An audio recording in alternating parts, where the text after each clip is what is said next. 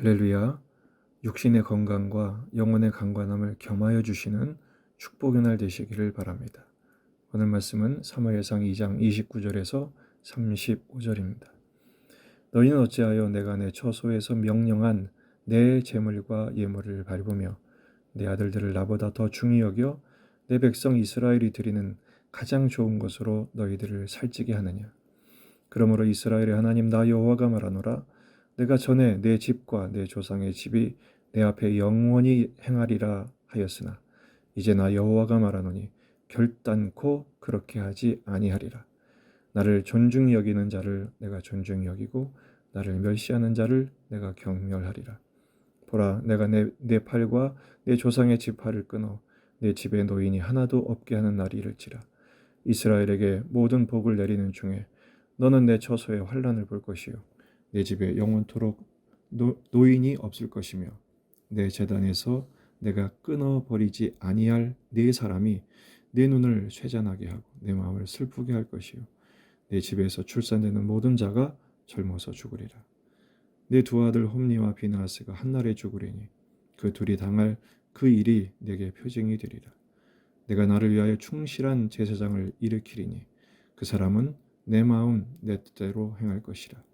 내가 그를 위하여 견고한 집을 세우리니 그가 나의 기름 부음 받을 자 앞에서 영구히 행하리라. 아멘. 본문에 계시된 주님은 어떤 분이신가? 하나님을 경외하는 자를 존중히 여기시고 하나님을 예배하는 일을 멸시하는 자를 저주하시는 분이십니다. 오늘 여호와의 사자가 엄청난 선포를 하죠. 엘리의 가문을 저주하고 있습니다. 당시의 사서였고 제사장이었던 엘리의 제사장직을 박탈하고 있습니다. 원래는 하나님께서 내 집과 내 조상을 내 앞에 영원히 있겠다고 약속하셨지만 오늘 그것을 바꾸십니다. 결탄코 그렇게 하지 아니하리라. 그 저주의 내용은 세 가지입니다. 바로 엘리 가문에 노인이 하나도 없게 하겠다. 두 번째, 출산되는 모든 젊은이가 죽을 것이다. 그리고 두 아들이 한날에 죽을 것이다. 홈니와 비느하스가 죽는 것이 이 일의 표징이 되는 것이죠. 실제로 이 말씀은 곧 성취됩니다. 블레셋 전투에서 두 아들이 한날에 죽고 그 소식을 들은 엘리야도 의자에서 떨어져 목이 부러져 죽습니다. 역사적으로 이 사건은 사무엘상 22장 18절 19절에서 성취가 되죠. 바로 다윗이 도망하여 제사장에게 숨었을 때 다윗을 숨겨준 그 제사장 때문에 사울이 자기 친위제를 보내서 그 제사장 가문을 몰살시킵니다. 그래서 제사장의 85명의 제사장뿐 아니라 성읍의 남녀 아이들, 젖먹는 자들까지 몰살당하는 일이 생기죠. 그때 도망했던 사람 딱 한 사람, 아비아달이었습니다. 다윗 시대 아비아달의 제사장 역할을 했지만 다윗이 죽고 솔로몬이 왕이 되었을 때 솔로몬이 그 아비아달을 추방합니다.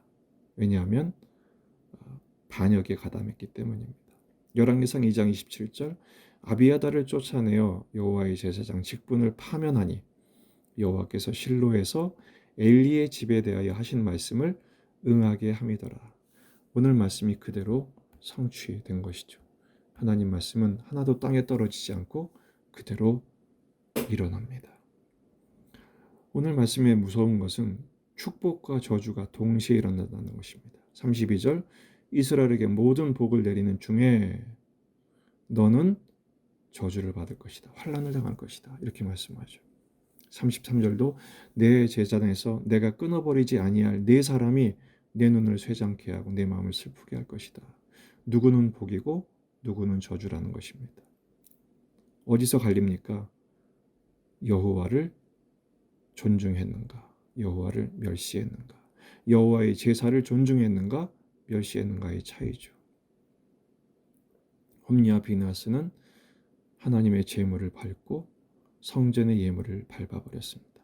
그 성전에서 온갖 악행을 저질렀고 엘리는 그 아들들을 엄하게 꾸짖고 회개케 하지 않았습니다. 결국은 축복이 변하여 저주가 된 것이죠. 경외하는 일과 경배하는 일에 실패하면 이런 저주를 받게 된다는 것입니다. 35절 보면 내가 나를 위하여 충실한 제사장을 일으키리니 그 사람은 내 마음 내 뜻대로 행할 것이라. 바로 예수 그리스도를 의미하죠. 히브리서 2장 17절 그러므로 그가 범사의 형제들과 같이 되심이 마땅하도다. 이는 하나님의 일에 자비하고 신실한 대제사장이 되어 백성의 죄를 속량하려 하심이라. 사무엘을 통해서 세울 다윗 그리고 그 가문을 통해서 오실 메시아 예수 그리스도를 예표하고 있습니다. 오늘 말씀의 교훈 두 가지입니다. 첫째, 경외자가 되어야 합니다.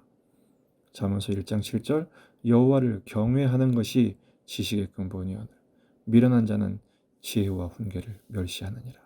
홈리와 비나스는 하나님을 두려워하지 않았습니다. 하나님을 경외하는 일에 실패하고 결국 성전을 짓밟고 말았습니다.